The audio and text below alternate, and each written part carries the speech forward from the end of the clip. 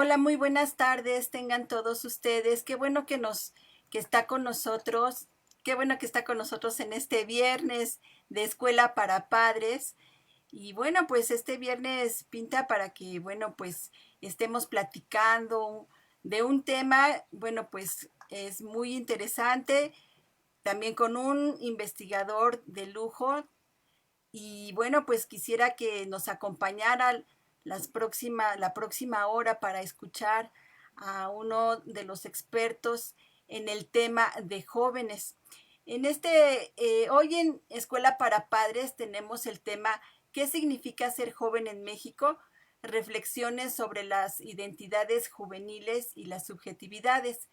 Jóvenes y COVID, con el doctor Alfredo Nateras Domínguez, quien es investigador de la UAM. Así es que bueno, pues quédese con nosotros, no se vaya, es un tema interesantísimo. Vamos a conocer acerca de qué es ser joven en este 2021, un 2021 muy particular, un 2021 que bueno, pues tiene a nuestros jóvenes con otras dinámicas, con otras formas de interactuar, de estudiar, de convivir con la familia, de convivir con sus propios compañeros.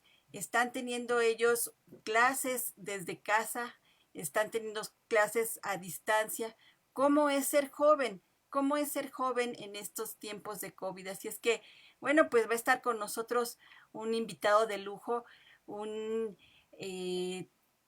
doctor que, bueno, ha estudiado mucho el fenómeno de los jóvenes y, bueno, pues estamos ya listos para escucharlo, doctor Nateras.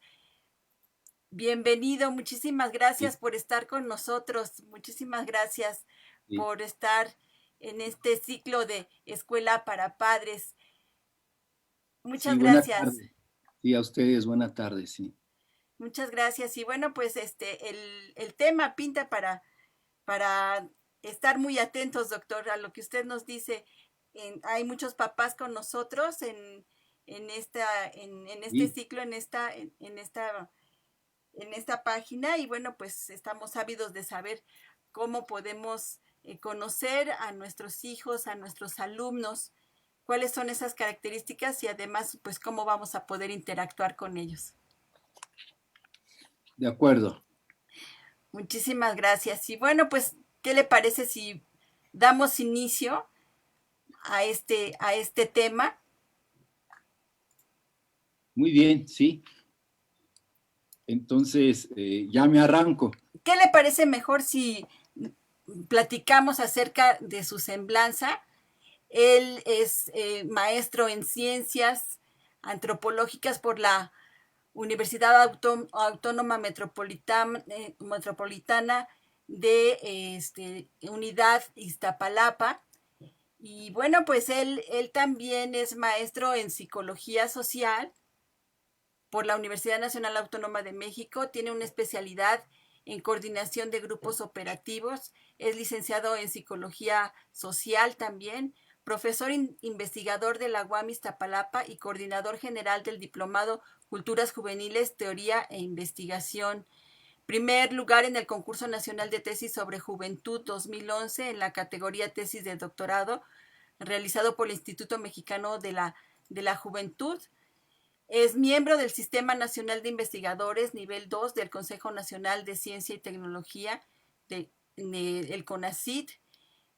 Tiene, ha sido profesor invitado en varias universidades del Centro y Sudamérica. Sus líneas de investigación son culturas e identidades juveniles, las significaciones de los cuerpos imaginarios de las violencias y la muerte, uso social de drogas y espacio de divertimento.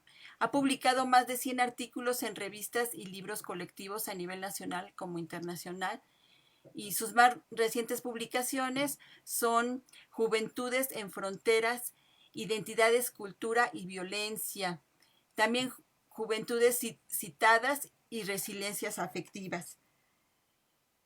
Saludos, doctor Nateras, y bueno, pues estamos aquí ya listos para que usted nos platique acerca de todo este conocimiento que usted tiene acerca de nuestras juventudes.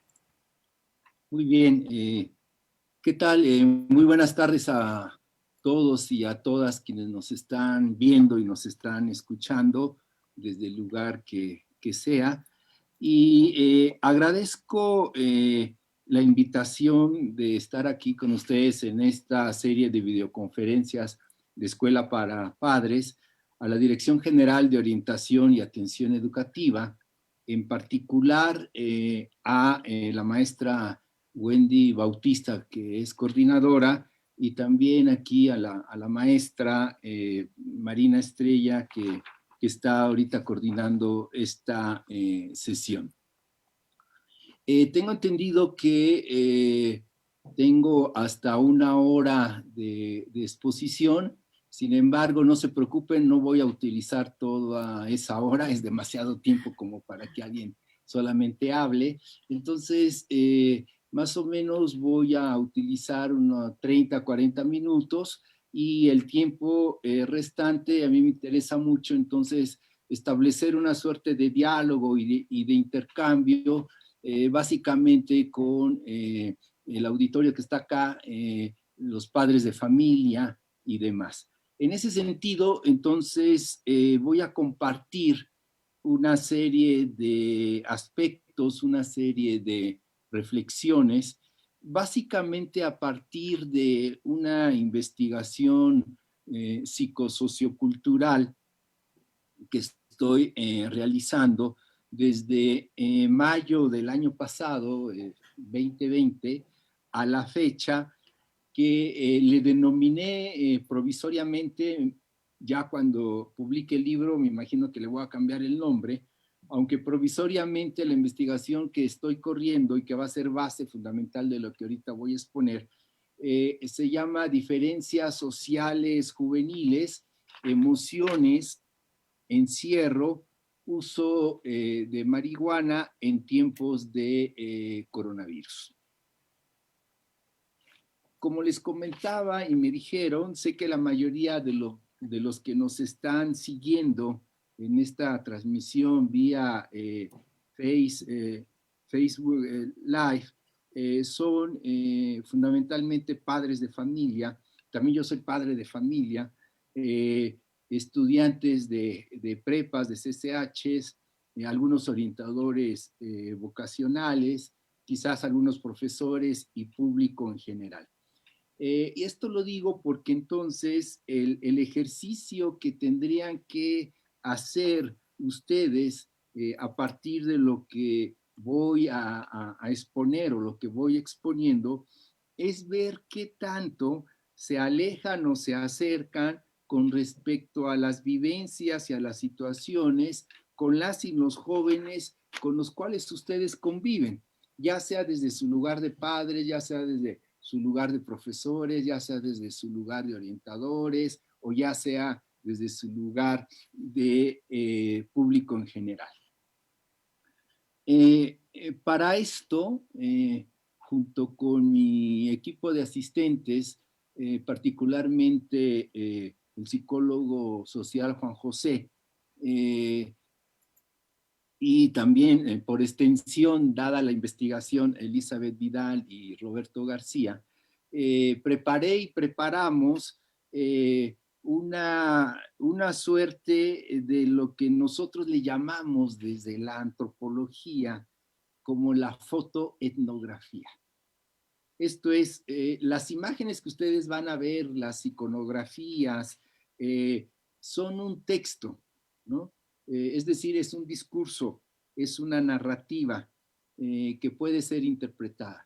Ustedes saben y conocen y han escuchado mucho esta expresión muy común de que a una imagen dice más que 1000 palabras. Yo no lo creo tanto, porque yo creo que a la imagen siempre le falta la palabra. Y esa palabra que le falta es justamente la palabra en términos de una interpretación de esa imagen. De tal suerte que entonces voy a presentar, y aquí me va a ayudar la maestra Marina, voy a presentar una fotoetnografía que si quiere, maestra, ya la puede ir corriendo, que está estructurada de la siguiente manera. Voy a trabajar 5 grandes líneas. La primera, la que le denominé los contextos juveniles antes del COVID-19. La segunda, los contextos en tiempos de pandemia. La tercera línea, los rostros de las juventudes hoy. La cuarta línea, jóvenes en casa, espacios en tiempo de coronavirus. Y la quinta y última línea es el desafío de la nueva educación a distancia y virtual cuando ya estemos casi en las clases presenciales.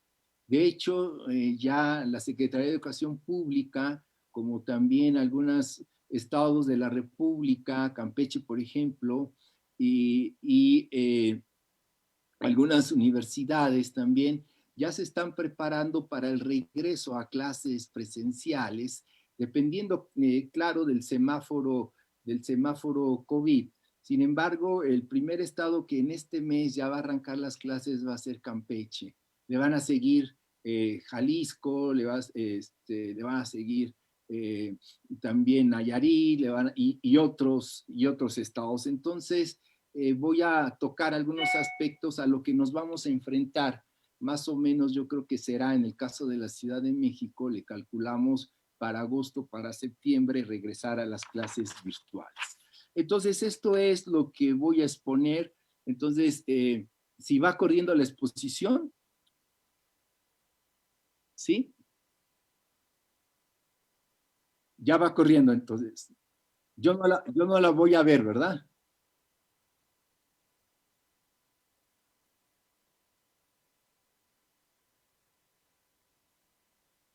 A ver, entonces, espérenme tantito y vamos a ver esto. A ver. Muy bien. De acuerdo. Entonces,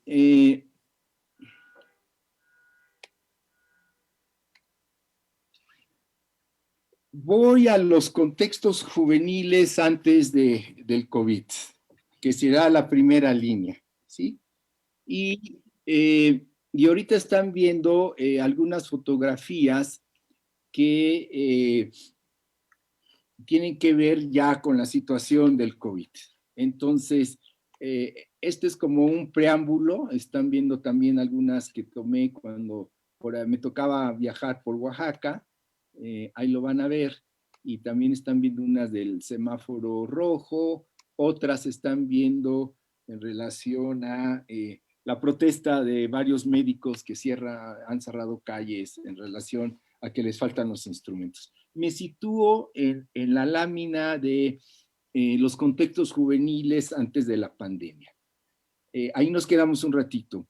Lo primero que quiero decirles es que considero que pensar al país México, necesariamente tiene que pasar por reflexionar a sus jóvenes. Y reflexionar a los jóvenes tiene que pasar por reflexionar al país en el que, en este caso, están o se encuentran, ¿sí? Entonces, en ese sentido, en ese tenor, una de las características, me parece importantes, que dan cuenta de la condición de las juventudes, no solo en México, sino en América Latina, son las precariedades. ¿Sí? La precariedad en lo educativo, en lo familiar, en la salud, en la recreación. Y que esto no solo pasa en México, sino que también en América Latina. Y entonces, rápidamente, ustedes están viendo unas cifras, ¿sí? Justamente de estas cifras que están viendo ahí en la lámina, tiene que ver con unos datos que el año pasado dio el Instituto Mexicano de la Juventud, ¿sí? Y son datos que, por ejemplo, se calcula que en nuestro país hay más o menos 37.5 millones de jóvenes. Prácticamente un tercio de la población de nuestro país son jóvenes. Y ahí viene un desglosado muy interesante. De esa cantidad total, 21 millones son mujeres jóvenes. Dicho rápidamente, hay un poco más de mujeres jóvenes que hombres jóvenes. Hay otra cifra importante, que hay 1.9 millones de jóvenes migrantes, 422,000 afromexicanos. Casi no se habla mucho de la condición afro en el caso mexicano. Los tenemos situados básicamente en Veracruz, en Oaxaca, en Guerrero. Y este dato es importante: jóvenes jefes o jefas de familia son 3.7 millones. Jóvenes indígenas o de distintas etnias del país dan un cálculo de 8 millones. 14.4 jóvenes rurales, o si lo quieren leer como jóvenes del campo. 16.2 millones jóvenes en situación de pobreza. Este dato es muy significativo.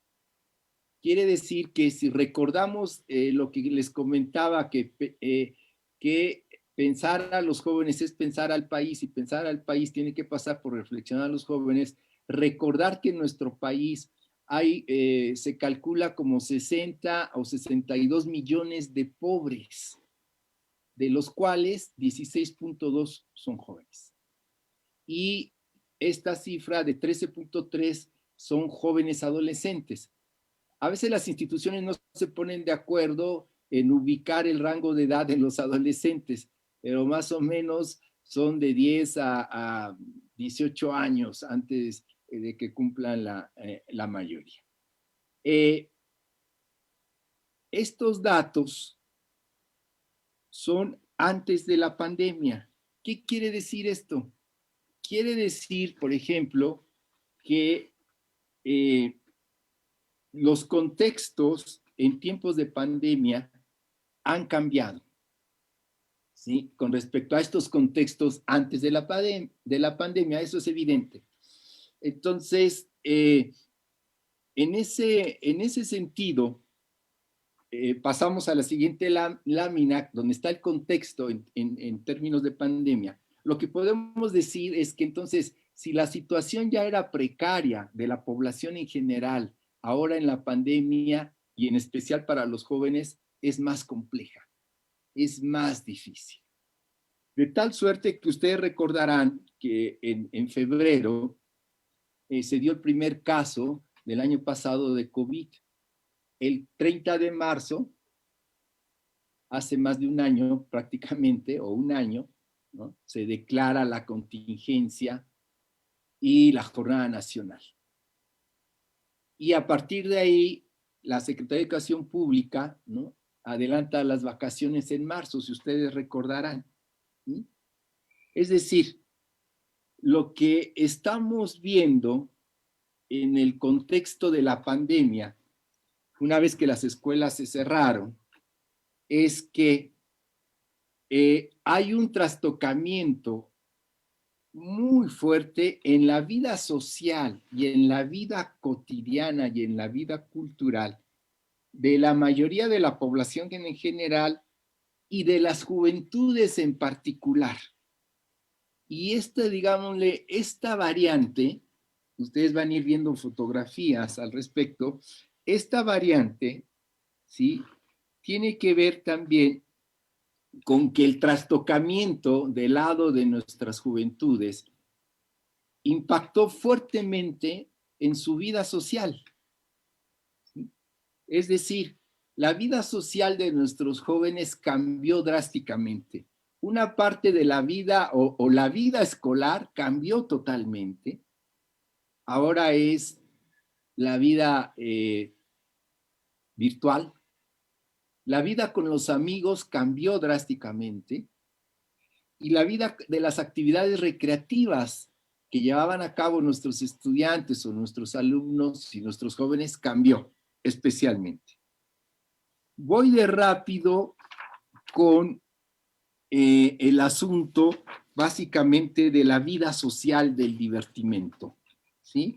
Uno de los aspectos centrales que tiene que ver en la configuración de ser joven es que una gran parte de nuestros jóvenes, ¿sí?, hacen su vida con lo que conocemos con los grupos de pares, es decir, ellos regularmente se juntan más con otro joven parecido y similar a él que con los papás, porque ya es muy aburrido juntarse con los papás o estar en las reuniones de la familia cada domingo y lo que fuera. Entonces, en ese sentido, en ese tenor, esto sufrió una situación muy drástica para la mayoría de los jóvenes. Los lugares de socialización de los jóvenes en su mayoría pues, son regularmente los bares, los antros, las discotecas, ¿no?, y demás. Esto regularmente, salvo los clandestinos que estuvieron circulando por ahí, pero esto, digámosle, vació la vida social, ¿no?, con los otros parecidos y similares de nuestros jóvenes. El otro aspecto importante es la escuela.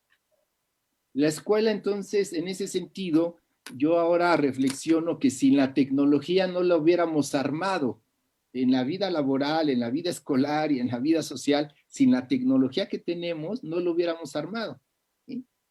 De tal suerte que la escuela, entonces, cambia el asunto de ser una escuela, digámosle, digitalizada, si lo podemos nombrar de esa manera. De ahí también el asunto de las actividades de gran parte de nuestros jóvenes se vieron trastocadas, y me refiero a actividades recreativas. Una gran parte de jóvenes hace actividades recreativas, como por ejemplo ir a los museos. Ya muchos jóvenes ya no tuvieron chance de ir a los museos, o incluso ir al cine o ir a la cineteca, nuestros jóvenes de prepa o de universidad, las cinetecas cerradas. Uno de los grandes espacios de recreación de nuestras juventudes que se vio limitado o se vio cancelado prácticamente son los conciertos de música. Por ahí el último concierto, ¿no?, que hubo mucha discusión, que todavía se alcanzó a hacer, fue este concierto de creo que febrero, marzo, ¿no?, acá en la deportiva, el Vive Latino, ¿no?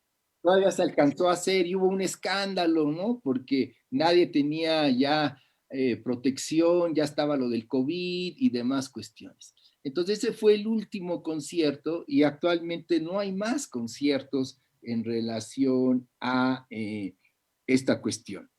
Y el otro asunto es lo de el confinamiento, ¿no?, en términos de estar en casa, una situación. Otra gran parte, por ejemplo, de nuestras juventudes, eh, algunos, algunos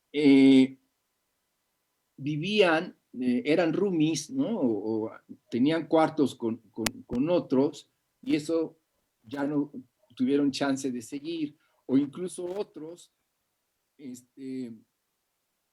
algunos alcanzaban a hacer una renta, ¿no?, y eso con la situación del COVID. Entonces, a lo que voy, los contextos en tiempos de pandemia, especialmente para nuestras juventudes, cambiaron drásticamente la vida cotidiana, la vida social de nuestras juventudes, de una forma muy, muy, muy fuerte.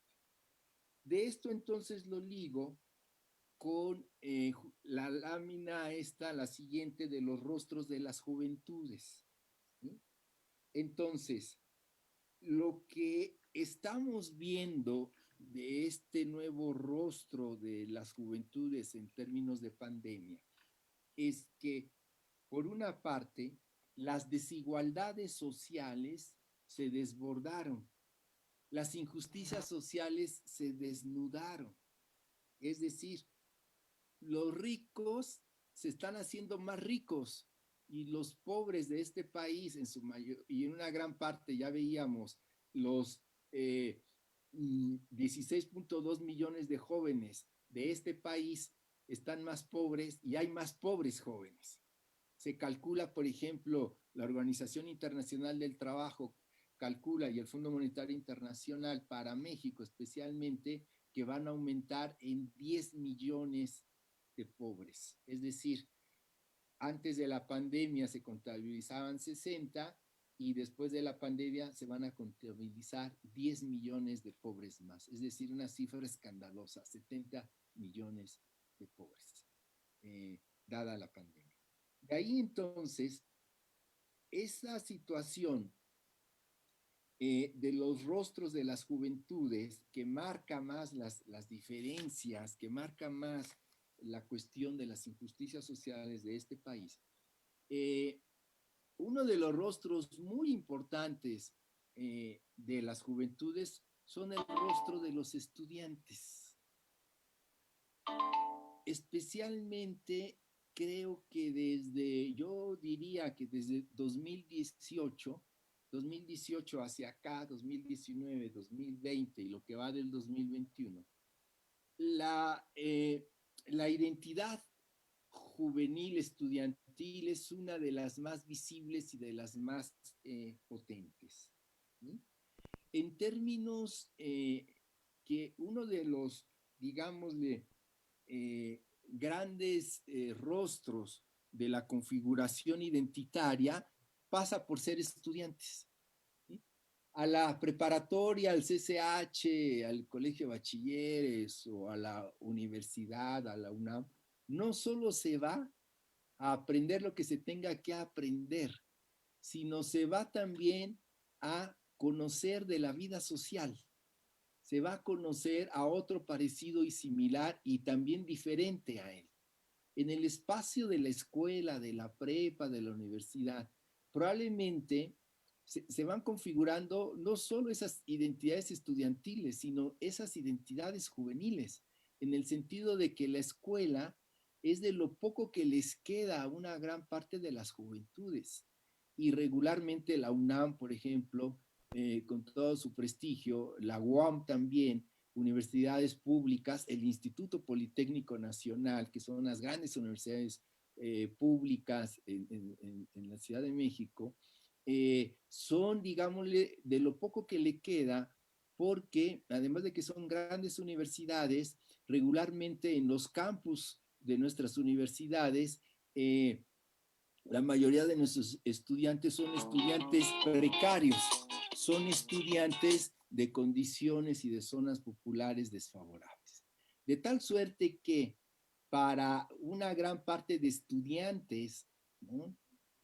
No ir a la escuela ahorita por condiciones de COVID presenciales es algo muy fuerte, identitariamente hablando. De ahí entonces que la otra vertiente de los rostros de las juventudes tiene que ver con el asunto del trabajo. Los jóvenes con respecto a los adultos son los que trabajan más y en condiciones muy precarias. Es decir, a los jóvenes, más a las mujeres que a los hombres, los explotan demasiado. Toda esta cuestión del trabajo flexible, ¿no? Todo lo que se está dando, por ejemplo, del trabajo de los Uber Eats, está plagado de jóvenes, ¿no? Porque no tienen seguridad social. De tal suerte que uno de 6 jóvenes, uno de cada 6 jóvenes no trabaja. Y hay una cifra que están viendo o van a ver ahorita, que hay en tiempo de COVID casi 500,000 de jóvenes, 440,000 y contando, que perdieron su trabajo. Y eso es una situación muy fuerte, muy delicada. Otro de los rostros de las juventudes que me parece importante mencionar es los movimientos sociales alimentados por jóvenes, aún en tiempos de pandemia. Esto es muy interesante. Una de las escenas, digámosle, importantes que tiene que ver con estos movimientos sociales es toda la reivindicación de la escena LGBTI+, ¿sí? Que ha tomado las calles también aún en pandemia. Y la otra me parece de batalla, que está muy alimentada por la condición, digamos, estudiantil, es el asunto de las escenas del feminismo, especialmente del feminismo estudiantil. Hay que reconocer que no hay una sola forma de ser feminista. Hay distintas formas y maneras y agrupamientos de colectivas de ser feministas, de tal suerte que uno de esos feminismos más vigorosos en términos de que está en la calle, en la disputa de la calle en tiempos de pandemia, también es el feminismo estudiantil. El feminismo es estudiantil que interpela al patriarcado, que interpela también al asunto de el abuso sexual o el acoso o la violencia de género que tenemos visibilizado desde 2018, fundamentalmente 2019, 2020, en nuestros espacios institucionales.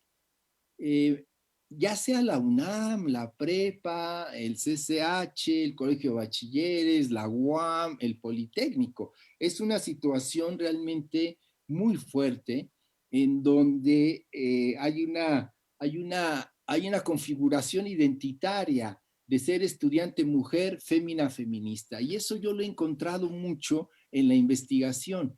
En la mayoría de las entrevistas que yo he hecho a jóvenes mujeres en confinamiento, la mayoría se declara fémina feminista del lado de ser estudiante.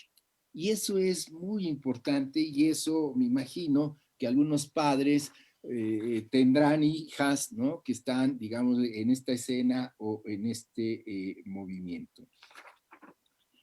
El otro aspecto que me parece importante, y si vamos viendo la lámina con respecto a los jóvenes en casa, los espacios en tiempos de COVID, ¿sí? Van a ver una serie de fotografías de la investigación que estoy corriendo, una parte de la investigación. Toda la investigación la he hecho a través de Zoom, haciendo entrevistas virtuales, ¿no? Y las imágenes que van a ver o que están viendo de jóvenes en casa, les pido a los jóvenes, hombres y mujeres, que me envíen de 3 a 5 fotografías con respecto al espacio donde están llevando a cabo el confinamiento, es decir, a su casa. Entonces son las fotografías que van a ver, algunas fotografías de sus cuartos, de sus lugares donde trabajan, estudian, inclusive algunos patios por ahí, y también van a ver algunas imágenes bueno, imágenes fotográficas en relación a cocinas, ¿no? Y por ahí una que otra mascota se envió, ¿sí? Entonces, a lo que voy, ¿qué es lo que yo he visto en relación a lo que está sucediendo en los jóvenes en casa? Por una parte, les decía que hay una trayectoria de algunos jóvenes que eran roomies, o sea, que rentaban cuartos con otros amigos, o algunos jóvenes alcanzaban todavía a jóvenes que viven en el Estado de México, que trabajan en la ciudad o que estudian en la ciudad o de otros estados, ¿sí? Alcanzaban a rentar sus departamentos. Gran parte de estos jóvenes, por la situación de desempleo, que perdieron sus trabajos y demás, o les redujeron el salario, tuvieron que volver a la casa de sus papás, ¿sí? Y esto es bien interesante porque actualmente, en términos de confinamiento, la familia la familia en términos de confinamiento, la familia sigue siendo el último espacio en donde hay acogida. Y esto es un dato muy importante. Por una parte, han aumentado las tensiones familiares, ¿sí? En términos de encierro, han aumentado, ¿sí?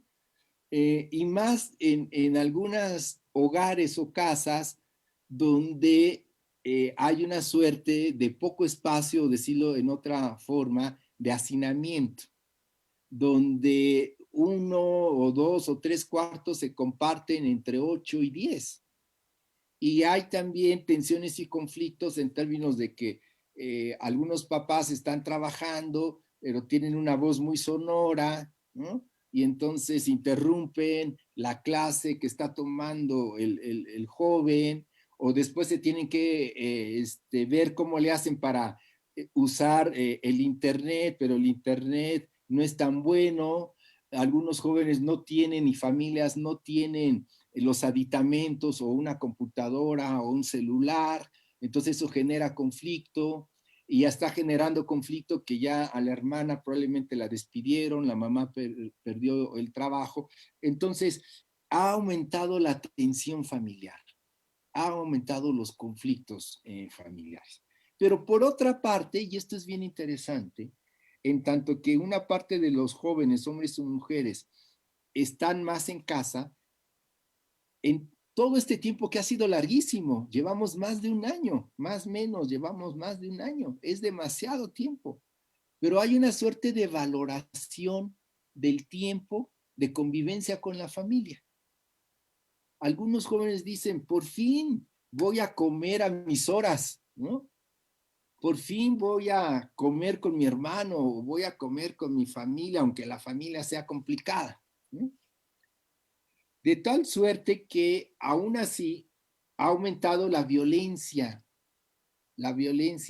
en la familia, al interior de la familia, y también especialmente la violencia de género.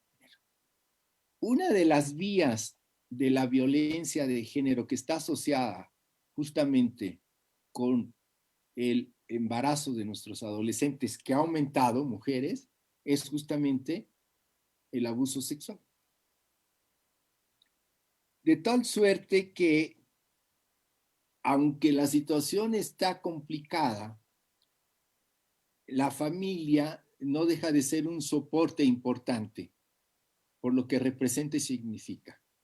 En una encuesta nacional de juventud, creo que la de 2005, se le preguntaba a los jóvenes cuál era el espacio al cual recurrirían en términos de dificultades y siempre contestaban la familia. Pero si vemos los datos de cuál es la instancia que violenta más a nuestros jóvenes, es la familia. La familia es la que más violenta a los jóvenes, pero además es en la que más están los jóvenes. Entonces ahí esto se ha recrudecido bastante. El otro aspecto ahí es que rápidamente está el asunto de el impacto en el estado de ánimo de nuestras juventudes en términos de encierro, en términos de sus emociones, ¿sí? Hemos visto casos de agüitados, deprimidos, tristes, hay mucho llanto, desesperación y demás. Y algo bien interesante, al menos de los 40 y tantos jóvenes que he entrevistado, de clase media en adelante, la mayoría tiene ayuda psicológica en relación a esta situación, ¿sí? Y hay que recordar que también los jóvenes digamos, de clases desfavorecidas están recurriendo a apoyos psicológicos que brinda la UNAM, la UAM o incluso la Ciudad de México o el Instituto Mexicano de la Juventud. Lo que yo estoy viendo es que en este tiempo de confinamiento para una gran parte de nuestras juventudes, que ha sido muy duro, muy fuerte, ¿sí? Se vislumbran cambios cambios internos. Por ejemplo, uno de los cambios internos que estoy señalando es la valoración del tiempo de la familia, la convivencia, con la abuela, con el papá, la mamá y demás, los sobrinos. Los otros cambios son internos en función de ver, valorar el tiempo que tenían y en términos de hacer actividades. Hay una preocupación fuerte en términos de hacer actividades más saludables, en términos de ejercicio, por ejemplo. ¿Sí? Y creo que hay cambios, es una época de mucha reflexión interna para una gran parte de nuestros jóvenes. Y yo vislumbro cambios internos, que esperemos impacten, ¿no?, los vínculos y las relaciones sociales con los otros. Para ir cerrando, porque les prometí que no iba a hablar demasiado, paso al siguiente aspecto que tiene que ver con el desafío de la nueva educación a distancia y virtual. ¿Sí? A ver, si algo yo he visto en términos del encierro y de las clases virtuales, es que no solo los padres ya están cansados o las mamás habilitadas de profesoras, ¿no?, o habilitadas de psicólogas o los papás de psicólogos, es el asunto de que ya están hartos y están cansados de tanta realidad virtual. Y aún conociendo de que nuestras juventudes tienen mayores habilidades tecnológicas que nosotros ya los adultos. Aún así, hay un sentimiento de extrañamiento, extrañan la vida presencial. Y cuando yo les pregunto a los jóvenes, ¿qué es lo primero que tú harías después de que se levante el confinamiento?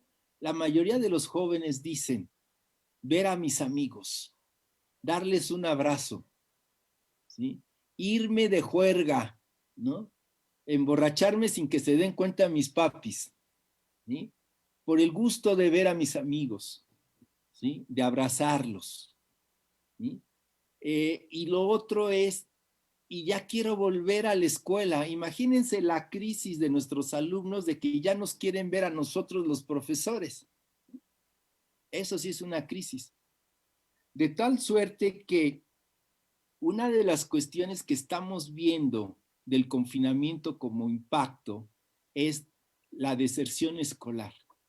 Se calcula que más o menos el 30% de nuestros alumnos ya desertaron por las condiciones de COVID, ya sean condiciones de precariedad económica, ya sea por cuestiones de que perdieron a alguien en su familia, ¿sí?, y no están de ánimo, o porque tienen que atender cuestiones de trabajo. Entonces, y otra cosa, hay mucha tristeza, hay decaimiento, están agüitados, porque en el caso, por ejemplo, de la UNAM y en el caso de la UAM y del Politécnico, diría también por extensión, tenemos alumnos que no conocen las instalaciones de su prepa y CSH porque les tocó en confinamiento. Tenemos alumnos y alumnas que no conocen físicamente a sus compañeros de clase virtual. Tenemos alumnos que no conocen a sus profesores físicamente y nosotros como profesores tampoco conocemos físicamente a nuestros nuevos alumnos en términos de confinamiento. De tal suerte que la pregunta sería, ¿cómo regresar? ¿Desde dónde regresar a las clases presenciales? Es claro, y hay que aceptarlos, que una gran parte de nosotros como profesores hemos malentendido el asunto del confinamiento en términos que ahora somos más rudos porque en nuestro imaginario está de, claro, como ahora tienen más tiempo, y se la pasan en su casa todo el tiempo, entonces ahora les pedimos más tareas, les pedimos más ejercicios, ¿sí? Y nuestros alumnos ya están hartos de nosotros, están cansados, están agotados, les estamos exigiendo más, ¿sí? El gran problema que está sucediendo y que no entendemos muchos profesores es que en la casa regularmente está pasando todo. En la casa pasa todo. No hay rupturas de espacio, tiempo, de regreso de trabajar y ya me pongo a comer. No, en la casa se come, se estudia, se trabaja, se discute, se hacen las tareas, se convive con la familia, ¿sí? Uno se deprime en la casa, todo al mismo tiempo. La calidad educativa ha bajado indiscutiblemente, indiscutiblemente. La calidad educativa ha bajado. Por mucha tecnología, la presencia cara a cara, el contacto visual, corporal, es insustituible. La tecnología no alcanza eso. Entonces, el gran dilema no es educativo de cómo vamos a regresar en términos de enseñanza-aprendizaje. El gran problema del regreso va a ser socioafectivo. ¿Cómo le vamos a hacer cuando ya varios de nuestros estudiantes murieron? Varios de nuestros colegas profesores ya murieron. Trabajadores administrativos de la UAM al menos ya murieron por el COVID. Familias contagiadas, padres que ya se murieron de nuestros alumnos, abuelos de nuestros alumnos y alumnas que ya murieron. ¿Cómo vamos a trabajar el duelo cuando no hubo duelo por el confinamiento? Nuestros alumnos han perdido amigos, han perdido conocidos y no tuvieron o no tuvimos los mecanismos de rituales o culturales del rosario, de las misas, del sepelio, ¿no? Del velatorio, eso no se tuvo.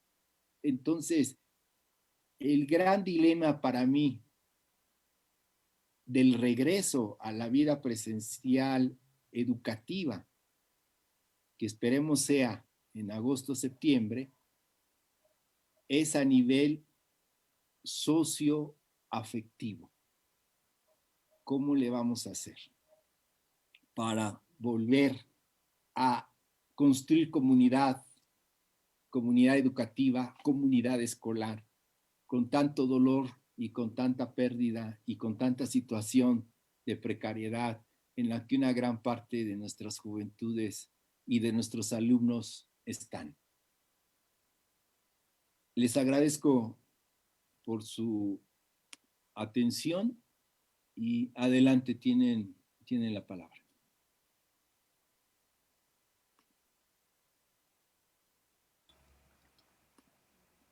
Muchas gracias, doctor Nateras. Ha sido muy importante esta charla que hemos tenido con usted respecto a la situación que viven los alumnos, los jóvenes en esta época, en esta época de COVID.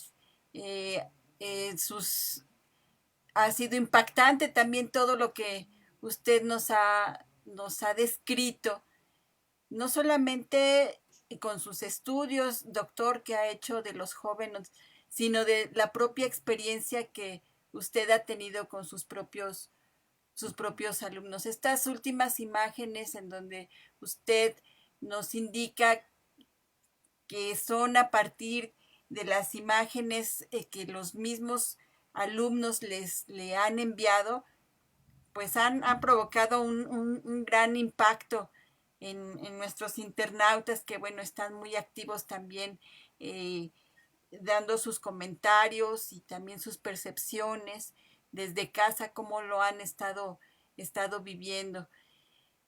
Es muy impactante la época que estamos viviendo y muy impactante también para los jóvenes que les ha tocado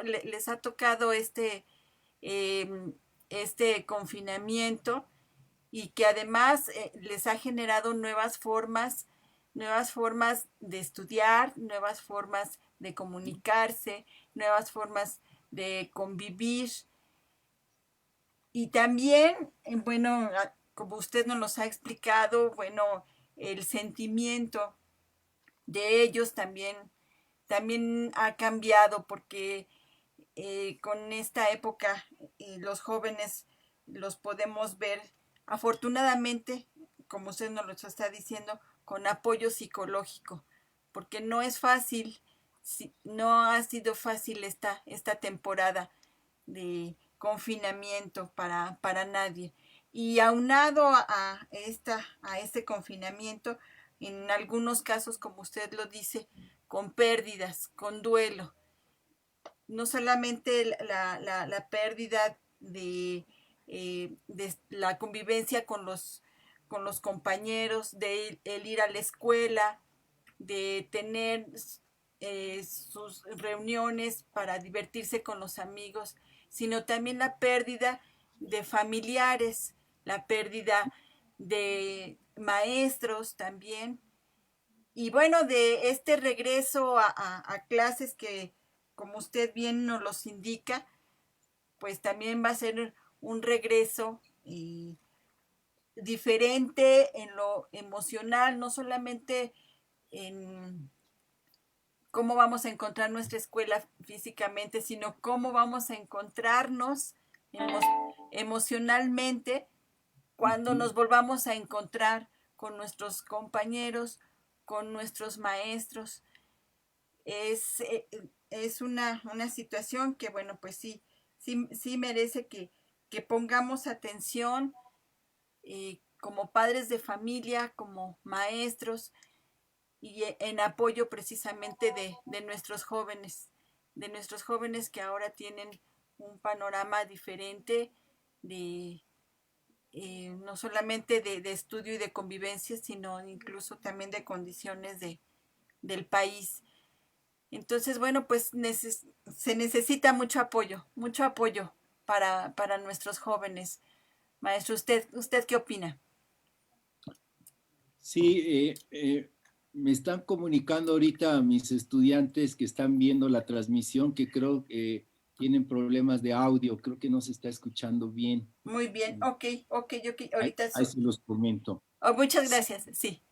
Sí, creo que ciertamente esta cuestión del regreso, yo creo que el regreso no solo a la vida escolar en este caso que hace pues, sino el regreso a la vida social, a la vida laboral, a la vida como más o menos se imaginaba y se tenía, ya no va a ser la misma.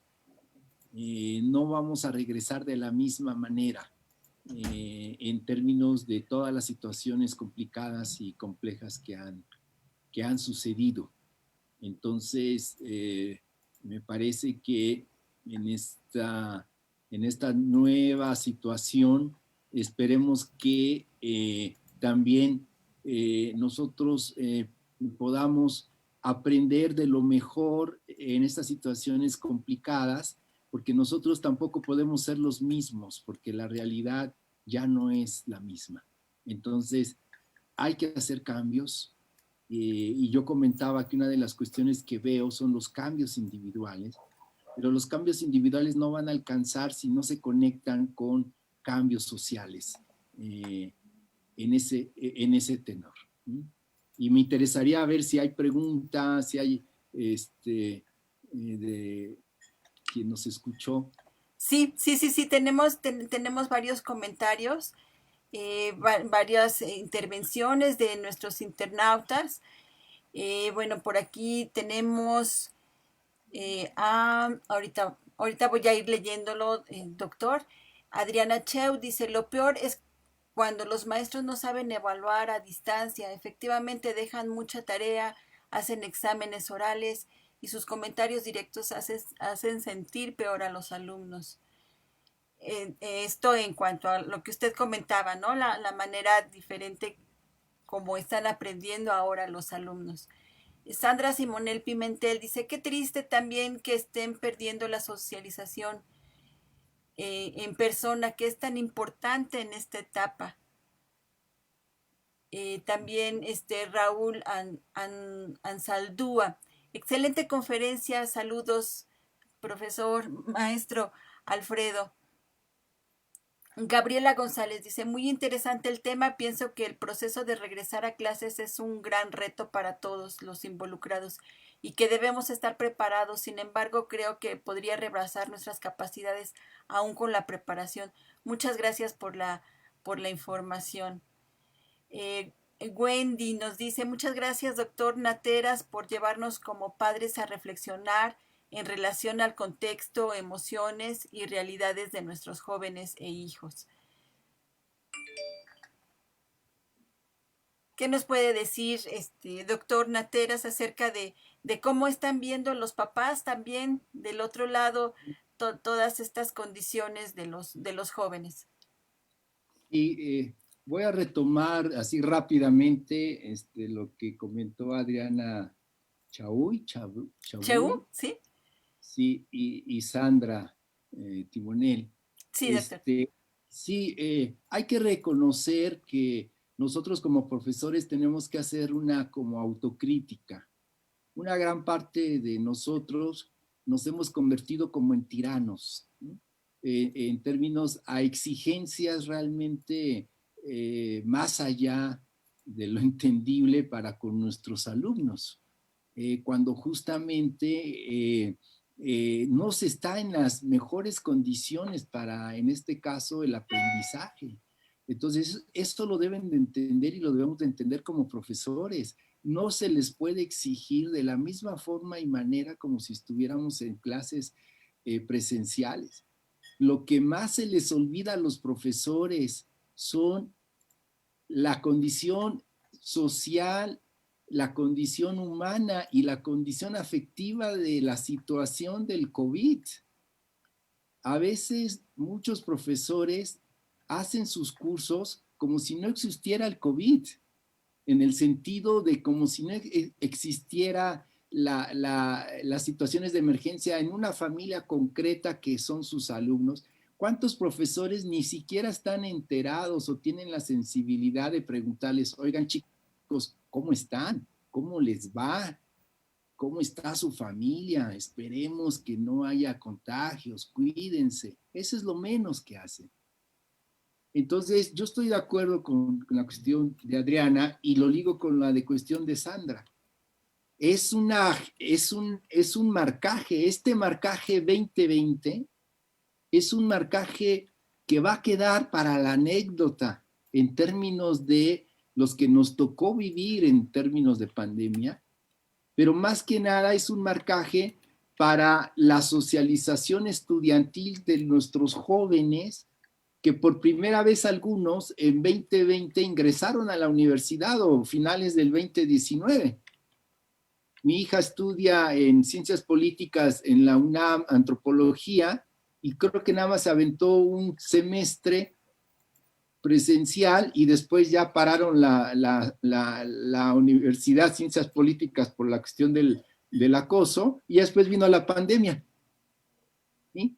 Entonces, tenemos un marcaje de que muchos de nuestros alumnos, en ese sentido, va a estar marcado por esta situación y esta condición de estudiantes que les tocó la pandemia. Y ese es un marcaje que vacía un poco la socialización presencial, ¿sí? La socialización tipo virtual tiene otro tono, tiene otra matiz, pero una gran parte de jóvenes me dice, pues no tiene chiste hacer una fiesta virtual, ¿no? Qué aburrido hacer una fiesta virtual, ¿no? Que sí las hay, ¿no?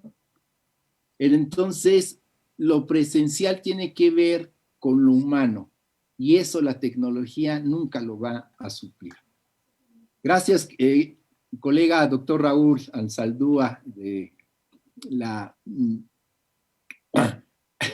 perdón, sí, es un amigo que compartimos cosas también de juventudes, Raúl, y a partir de ahí lo que dice Gabriela González es cierto, ¿no?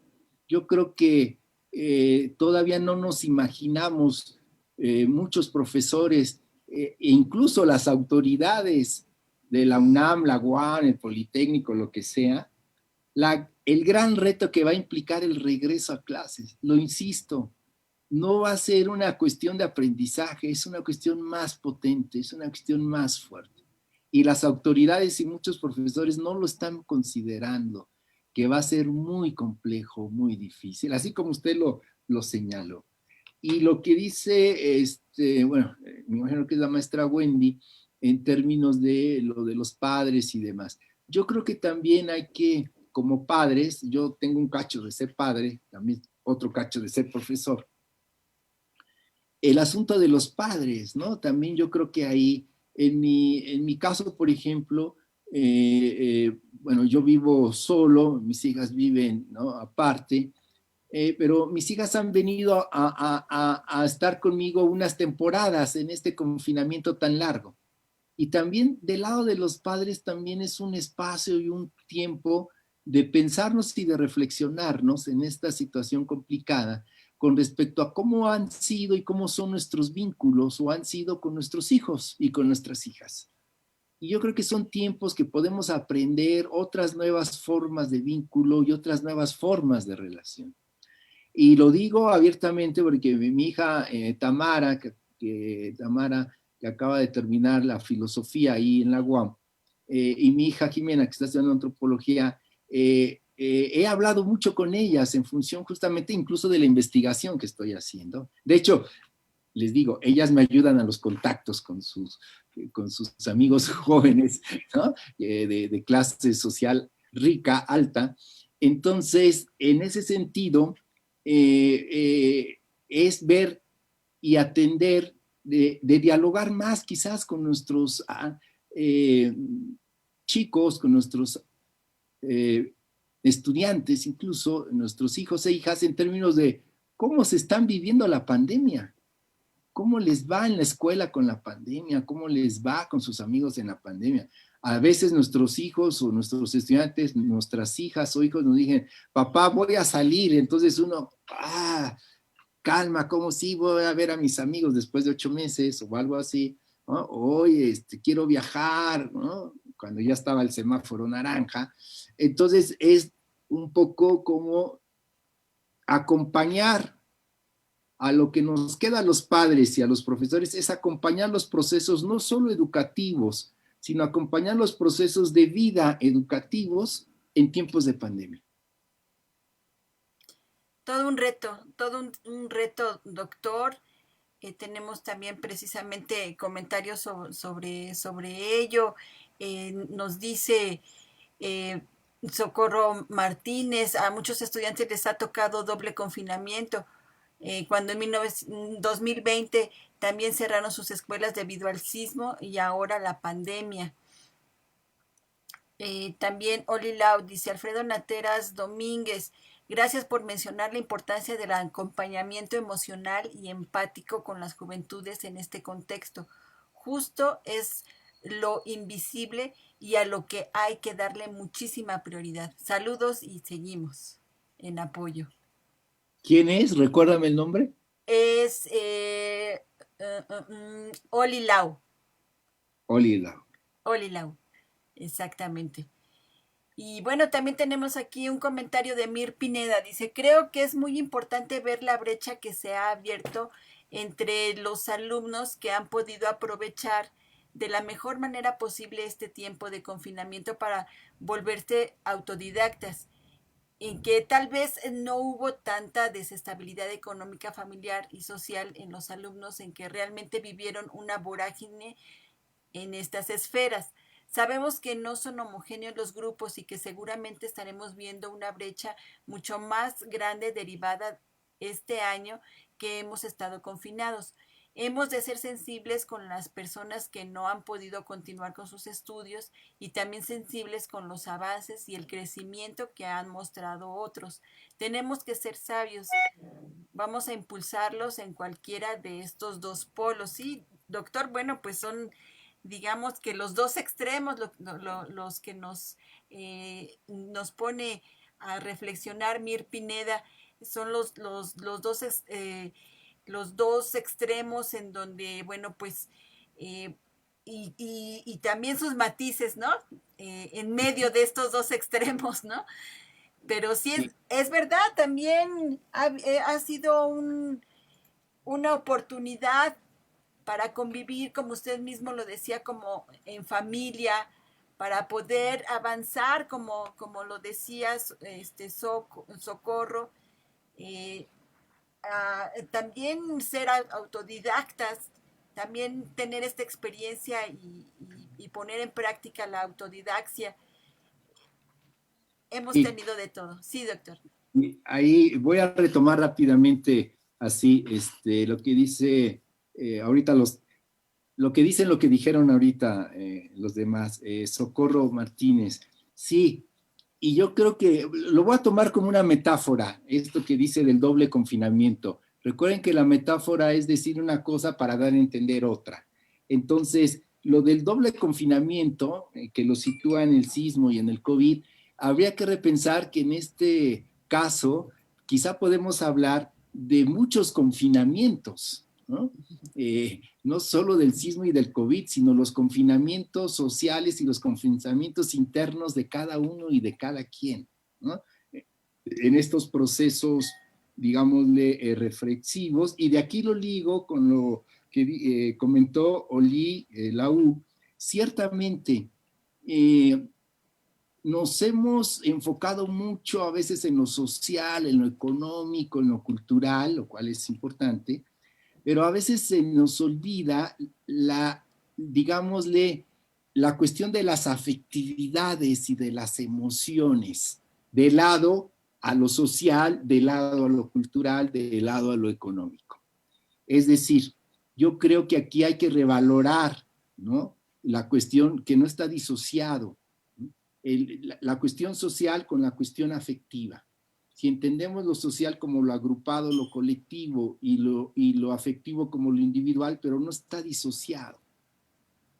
Si algo de lo social, yo perdí el trabajo, probablemente me impacta en mi estado afectivo de que me agüito o me pongo triste o me pongo deprimido, ¿sí? Eh, y en el ámbito, por ejemplo, familiar, si hay una pérdida por el COVID, entonces hay una repercusión en lo afectivo y no solo, a veces en lo corporal también, cuando psicomatizamos. Entonces, creo que hay que entender que lo emotivo y lo afectivo no está desligado de lo social o de lo grupal, ¿no? Sino que va ligado. Hay que pensar nuestros afectos, ¿sí? Y hay que sentir, ¿no? Nuestras emociones, ¿no? Entonces, creo que lo que dice Oli es importante. Y lo que comenta Mier Pineda, lo voy a retomar en el sentido, ella habla de las brechas, y hay de brechas a brechas, ¿no? La cuestión autodidacta y todo esto. Los grupos no son homogéneos, cierto. Pero a ver, voy a hablar de una brecha social que justamente se ahondó, ¿no? Yo estoy trabajando con jóvenes de clase alta, con jóvenes de clase media alta, media baja y baja. Lo que se entienda por clase alta, media baja, media y demás. Bien, lo que he encontrado de los jóvenes de clase alta, que de veras son, o sea, jóvenes que van a la Ibero, jóvenes que van al ITAM, a TER de Monterrey, o que estudian en colegios de prepa de los más caros de este país, como el Colegio de la Ciudad de México, que son hijos de políticos, de empresarios, incluso del personal diplomático que viene a nuestro país. Lo que he encontrado con estos jóvenes, hombres y mujeres, es que reconocen que su situación social económica es muy favorable, ¿sí? En los lugares donde viven, ¿no? La Herradura, Coajimalpa, no las zonas precarias, sino las zonas de mucho dinero, Polanco, ¿sí? Sus casas son como jardines, ¿no? Y ellos dicen, bueno, yo hago ejercicio, me bajo a mi jardín o me bajo al gimnasio del condominio, demás, ¿no?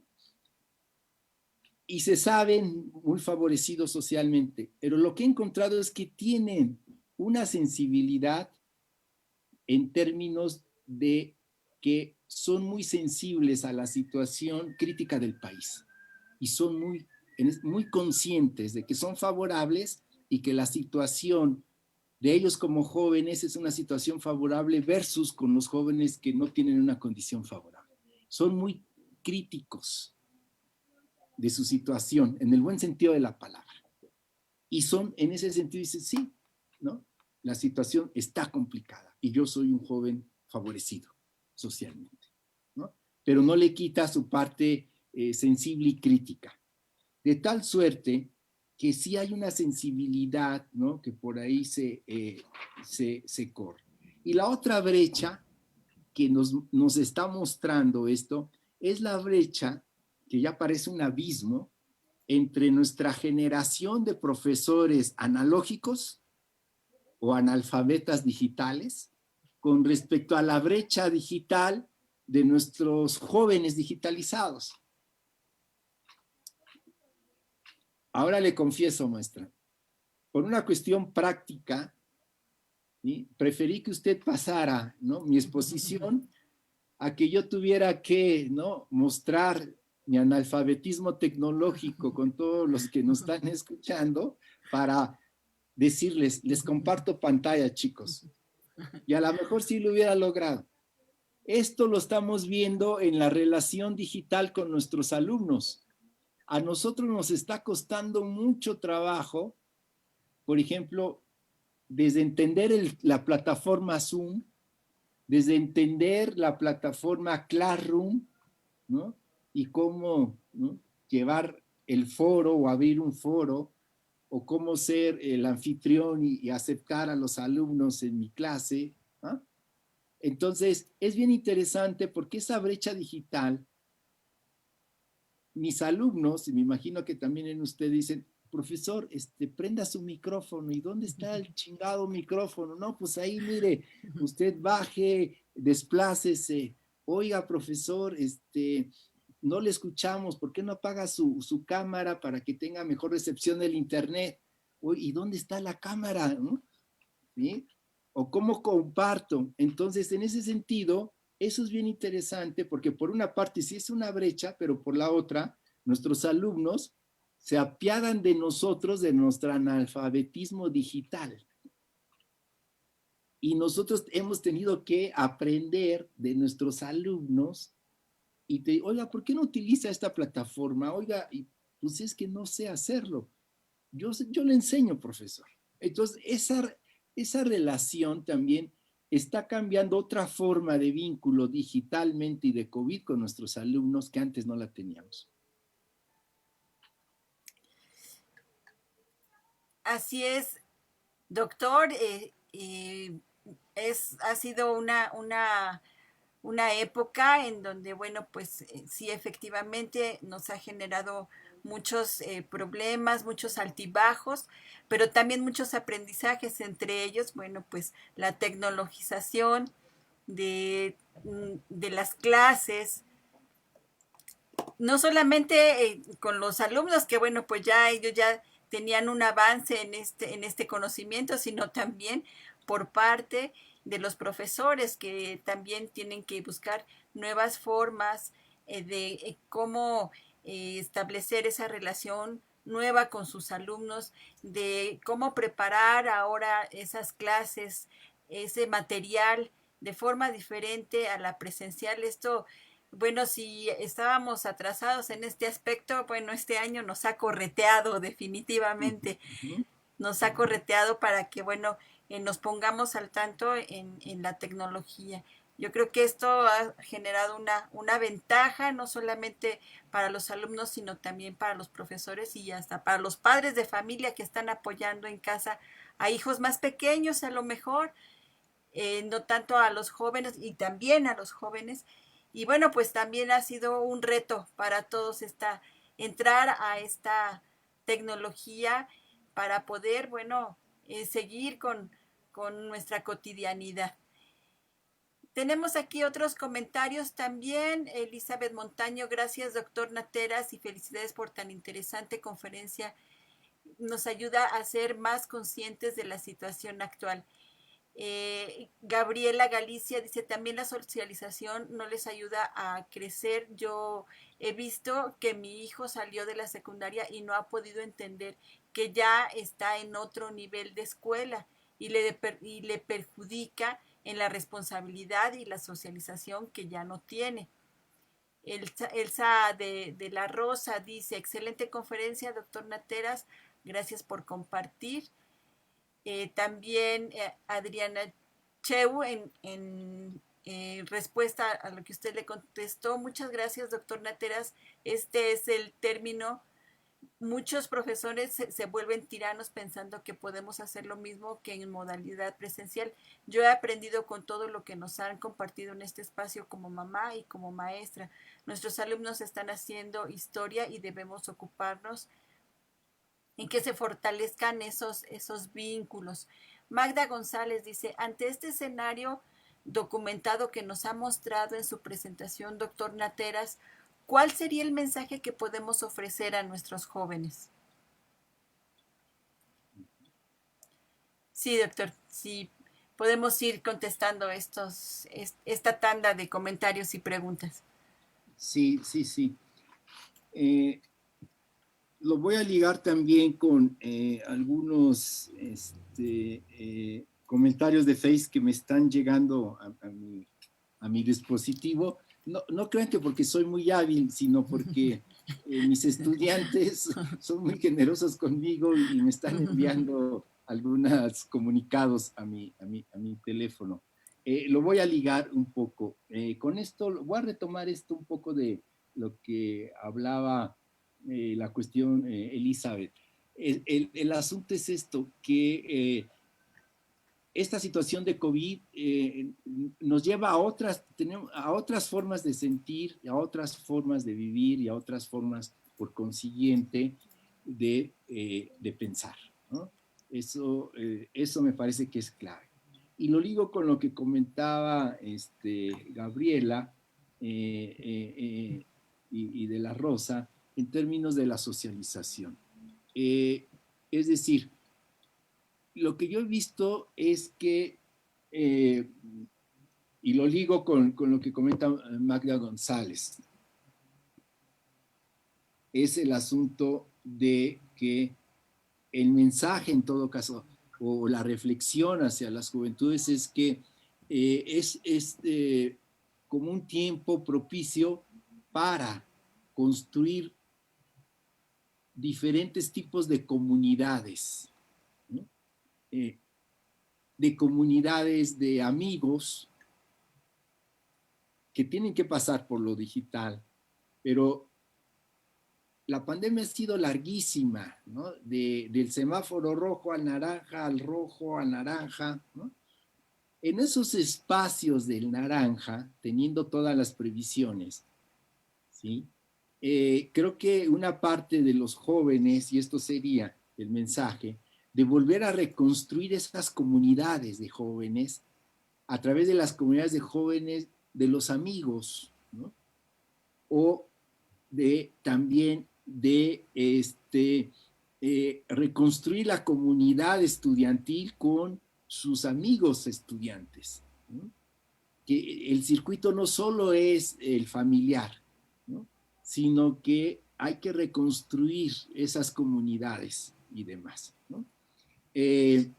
Y lo otro me parece que a partir de ahí es que esta parte que yo estoy viendo a través de la investigación, la mayoría de los chicos que yo he entrevistado, independientemente de que haya sido en una cuestión virtual,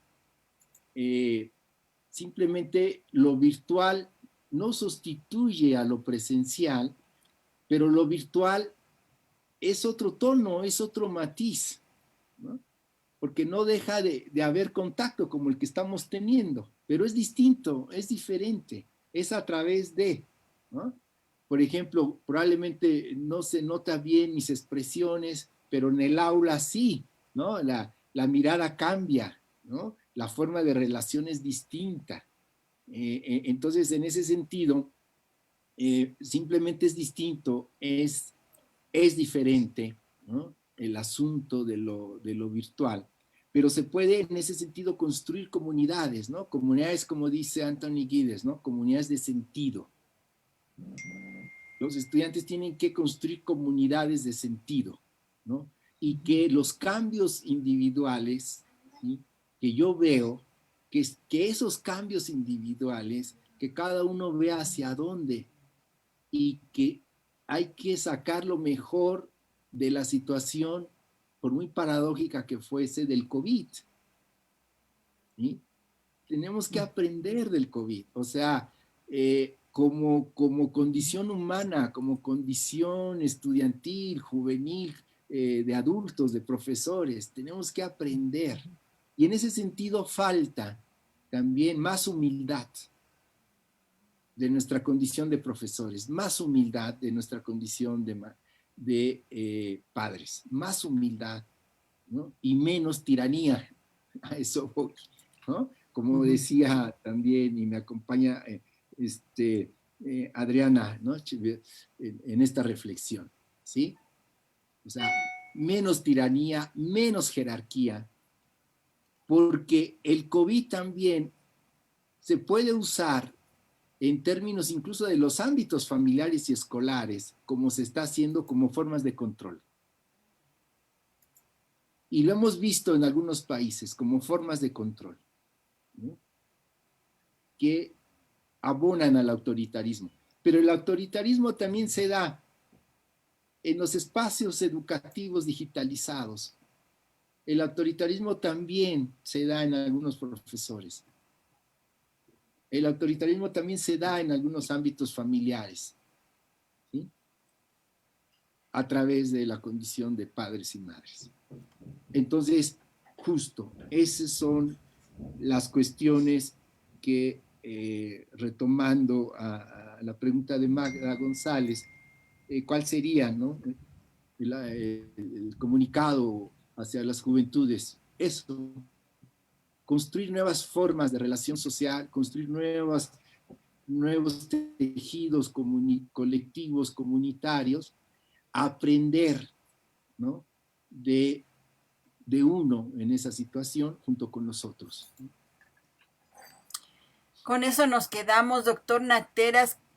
Pues es muy, muy importante también ser resilientes, como usted bien lo está diciendo, aprender de esta situación, no solamente quedarnos con estas experiencias de duelo, estas experiencias de poca socialización, bueno, de diferente socialización, de diferentes formas de aprender, de estudiar. No solamente podemos quedarnos con ellos, sino también, bueno, pues como usted bien lo dice, capitalizar estos aprendizajes y esta experiencia que nos está dejando el COVID en todos los aspectos. Así es que muy, muy importante y muy interesante esto que usted nos propone. Hacer de este COVID de esta experiencia un aprendizaje. Vámonos con más comentarios. Doctor Pinito Montoya dice, gracias a todos los profesores que aunque sean clases virtuales ponen todo su empeño en seguir enseñando a los estudiantes. Ya depende de los jóvenes si ponen de su parte o no, pero en este caso depende más de los padres para que estos cumplan. Los positivos mentalmente están valorando la ausencia de todo, pero asimismo los padres de familia también valoramos a los maestros. Raúl Ansaldúa, completamente de acuerdo, doctor Nateras, el regreso a clases será muy complicado en todos los sentidos, especialmente en lo afectivo, pero también en lo sanitario, en lo educativo, en lo cultural y las relaciones sociales. Sandra Simonen dice, seguro habrá profesores como dice, tiranos, pero también mi reconocimiento para aquellos que han luchado con sus propios problemas personales, profesionales, técnicos y que se han vuelto grandes aliados para que nuestros hijos continúen su preparación. Socorro Martínez dice, en este doble confinamiento los aprendizajes se han visto impactados por lo emocional, pues en el sismo también muchos perdieron a sus familiares. Raúl Ansaldúa nuevamente nos dice, las condiciones afectivas han producido más el uso de drogas. ¿Qué impacto tiene la pandemia en este aspecto? ¿Y qué aparece en su investigación al respecto, doctor Nateras? ¿Qué nos pudiera decir al respecto? Muy bien, sí, cierto, voy a tratar de como agrupar algunas intervenciones de los colegas y de los padres y demás. Sí, es cierto, es cierto. Quizá yo soy demasiado duro en la autocrítica o la crítica de mi condición de profesor y de mis colegas, sí, lo reconozco, ¿sí? Y esto, ahora que lo comentan, quizá lleva a que hay que también reconocer, como me lo han hecho ahorita mención, digámosle, a los otros profesores, ¿no? O a las otras profesoras que no son tiranos y que ciertamente hay un gran grueso de nuestros colegas con otras estrategias más democráticas, más flexibles, más abiertas. Y sí, yo creo que también si el hospital es como al médico y la enfermera y los técnicos, que vale todo el reconocimiento, y si la escuela es a los profesores, vale también un gran reconocimiento de estos profesores que también sí se han rifado, como también vale el reconocimiento de que no todos los padres son ni mamás autoritarios, vale el reconocimiento también en este curso propedéutico de un año que llevan muchas madres y me imagino que también algunos padres en su habilitación como profesores de escuela, estando en sus casas. Entonces sí va un reconocimiento, lo que dice Montoya y lo que dice Sandra. Y, y, ciertamente lo que comenta Socorro, el asunto del impacto del aprendizaje tiene que ver también con lo afectivo. Y guardé al final lo que pregunta mi colega y amigo, el doctor Raúl Ansaldúa. Por cierto, él es también profesor de la Universidad Pedagógica Nacional, ¿no? Allá en el Ajusco, y además hemos compartido algunos espacios digamos, de discusión respecto de los jóvenes y demás. Cierto. A ver, lo del uso de drogas es muy interesante. El uso de drogas en términos muy esquemáticos, si hablamos de las drogas legales, ¿no? Básicamente el alcohol, y de las ilegales, marihuana y todas las demás, en términos amplios, los consumos han aumentado considerablemente. ¿Sí? Ahora, pero estos consumos de aumento no solo se restringen a la condición juvenil. Los consumos de drogas que más conocemos legales, y por ahí yo imagino también algunas otras ilegales, en los mundos adultos también han aumentado.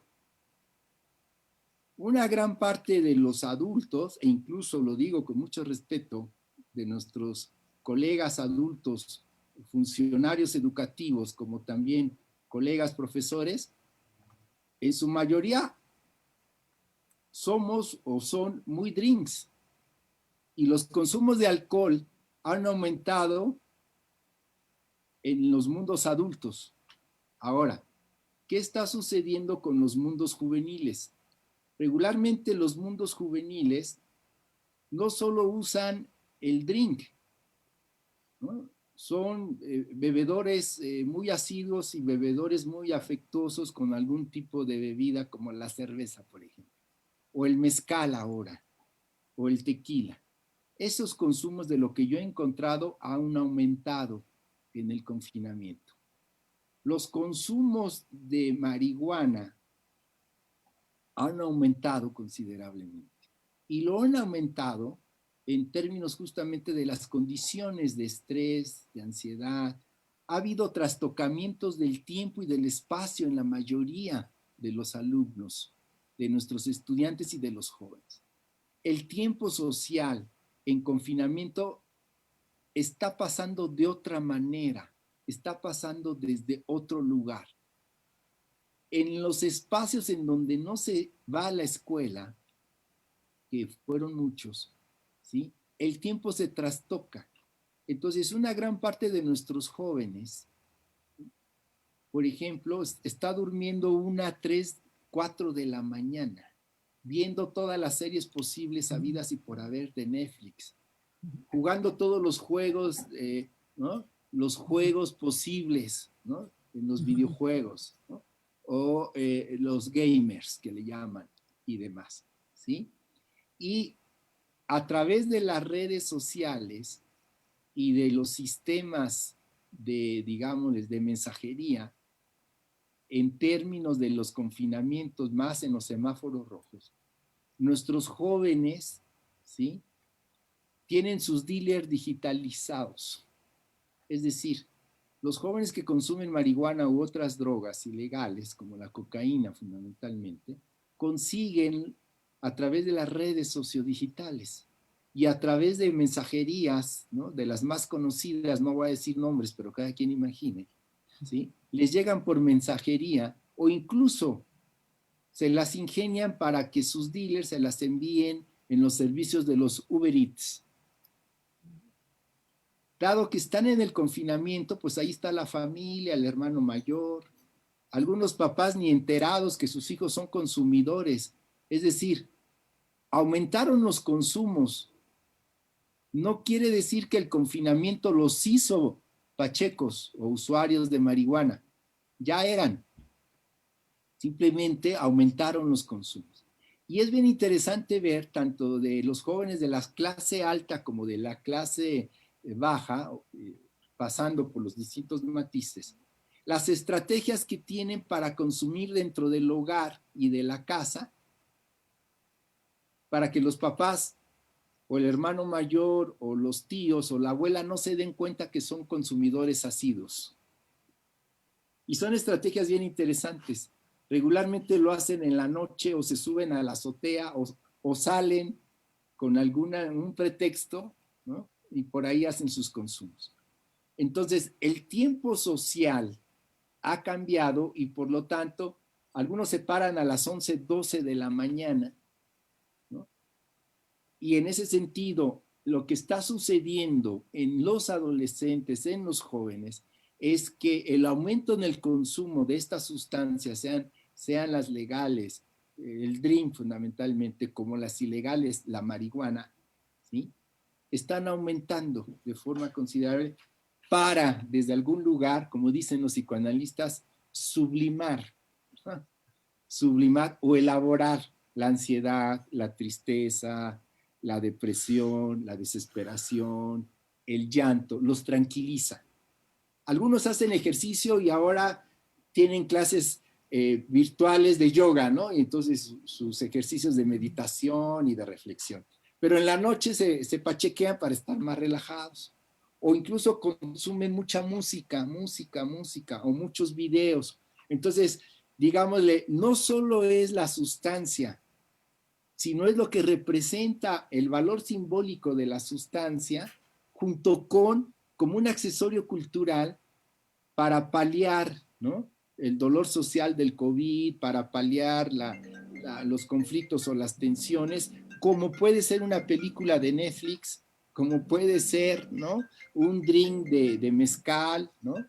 O un buen tequila, o como puede ser una meditación de yoga, o como puede ser hasta tomar clases. Insisto, también le pasa a los adultos, no es una cosa de jóvenes, pasa a los adultos. Y solo hay que recordar esto, ¿sí? Se está discutiendo en la Cámara de Senadores y de Diputados el uso lúdico de la marihuana, ¿sí? y ya se bloqueó y va hasta eh, varios meses después. Entonces, a lo que voy, hay que recordar que el 80%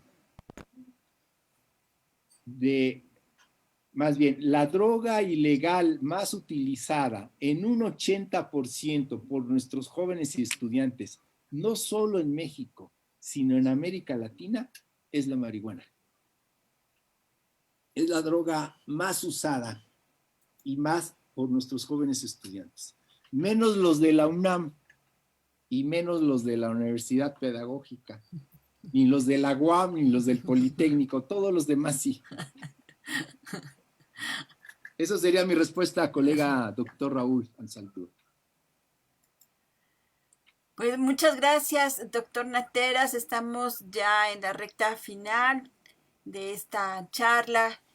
Y bueno, pues yo quisiera preguntarle, doctor, además de capitalizar esta época, pues para tener unos mejores aprendizajes, no solamente en lo personal, sino en lo educativo. ¿Qué otra cosa pudiéramos hacer en esta contingencia?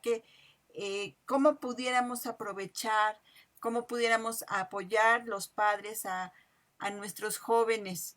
Ya bien, usted lo decía, estar en casa, estudiar en casa ha sido también complicado para ellos porque, bueno, pues necesitan un espacio que a veces no tienen, necesitan también eh, tecnología que a veces no tienen, pero ¿cómo podemos apoyar desde casa los padres de familia a nuestros jóvenes para que este confinamiento sea también nos traiga beneficios a nuestros jóvenes? Quizá yo lo comentaría en tres aspectos. El primero, creo que algo que pudiéramos hacer en el ámbito familiar, colectivamente, en el ámbito con nuestros amigos, socialmente hablando, en el ámbito inclusive laboral, eh, con los que compartimos el espacio laboral y demás, es revalorar lo que tenemos en función de lo que perdimos. En este sentido, por ejemplo, es revalorar pues, lo que tenemos de familia o lo que nos tocó de familia, porque nadie eligió la familia que no tiene.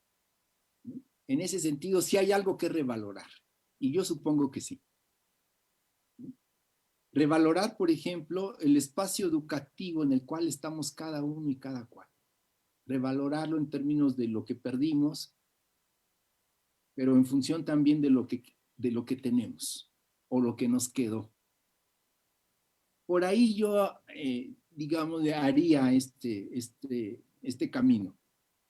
Lo otro, en ese mismo sentido, a nivel individual y colectivo, desde lo familiar, desde lo educativo, desde lo laboral, desde lo social, es reconstruir un horizonte de vida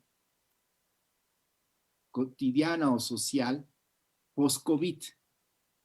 Reconstruir un horizonte factible y viable en el aquí y en el ahora post-COVID. Me parece que construir un horizonte de presente y en todo caso de mediano plazo. Construir un horizonte post, que puede ser colectivo, familiar, académico incluso, como profesores, laboral, social y así. Y lo otro que yo sí encaminaría sería el asunto de preparar el regreso. preparar el regreso junto con nuestros hijos que van a la universidad o a la escuela, preparar el regreso con nuestros colegas en lo laboral, preparar el regreso en nuestras comunidades académicas, preparar el regreso incluso en los eventos académicos, que es una sustancia que está descualificada social y afectivamente en la mayoría de nuestra vida académica. Yo ya ansío, ¿no?, ver a mis alumnos, imagínense la crisis en la que estoy, ¿no? Ya quiero que vuelvan las reuniones académicas con mis colegas, ¿no?, que siempre andamos discutiendo, ya hasta los añoro, ¿no? Entonces hay que reconstruir también y hay que prepararnos para ese regreso. ¿Cómo vamos a regresar y desde dónde? Yo creo que el regreso y en la configuración, ¿no?, de su pregunta, yo pondría este tono. Tenemos que regresar con todo esto que comento, con más humildad y sencillez como condición humana, condición social, condición académica, laboral, afectiva, con más humildad y sencillez. Porque la condición humana, una gran parte de nuestra condición humana es muy arrogante. Nos tuvo que haber pasado este COVID para entender, ¿sí?, que tenemos que tener, como le acabo de escuchar a Donna Haraway, una relación más inteligente y más acorde con los otros y una relación social más inteligente y más humilde con la condición ecológica, por ejemplo, ¿no?, con la condición de las etnias, con la condición del otro, con más humildad y sencillez. Pues nos quedamos con esta reflexión, doctor Nateras.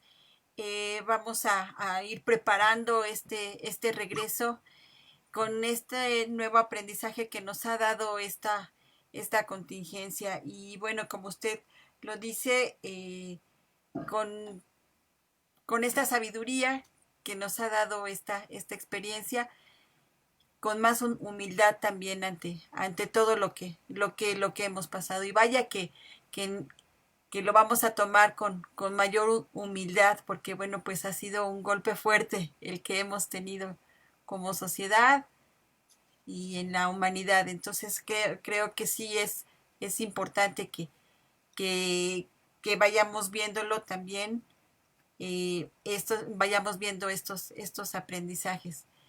Pues nos vamos, doctor Nateras. No sé si quisiera agregar algo, algún mensaje final.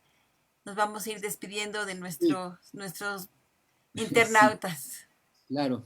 Oh, ante todo, de nueva cuenta, gracias a ustedes por la invitación y de haber estado en este espacio, ¿no? A la maestra Wendy, a usted, ¿no?, y Gracias. también a Miguel Agustín, ¿no?, en todo el soporte técnico, y más que nada también a la audiencia, ¿no?, a los padres, a los colegas que nos escucharon, a los jóvenes. Les agradezco sus preguntas y que hayamos armado el intercambio y el diálogo y de que eso se trata en estos espacios. Gracias, muy amables. Gracias a usted, gracias que nos trajo este tema, que bueno, pues nos ayuda a los padres de familia que estamos ahorita en confinamiento con nuestros hijos. Y bueno, pues unas grandes reflexiones nos llevamos de su videoconferencia. Muchísimas gracias, doctor Nateras, por haber estado con nosotros, por haber aceptado la invitación de la Dirección General de Orientación y Atención Educativa, específicamente de la maestra Wendy Bautista. Muchísimas gracias. A Gracias por ustedes, haber. buena tarde, cuídense mucho. Muchas gracias. Y bueno, pues antes de irnos, quisiera yo invitarlos a que siga con nosotros en este Facebook de orientación y atención educativa, los lunes con el tema de orientación para nuestros jóvenes, orientación educativa. Así es que bueno, síganos en punto de las 12 del día por este mismo Facebook de orientación y atención educativa. Y bueno, también los esperamos el próximo viernes en punto de las 4 de la tarde con este ciclo de escuela para padres que bueno, se ha pensado para ustedes, en apoyo de nuestros padres que están ahorita en confinamiento con nuestros jóvenes. Muchísimas gracias por acompañarnos, gracias por haber estado con nosotros y bueno, nos escuchamos y nos oímos la próxima semana. Hasta pronto.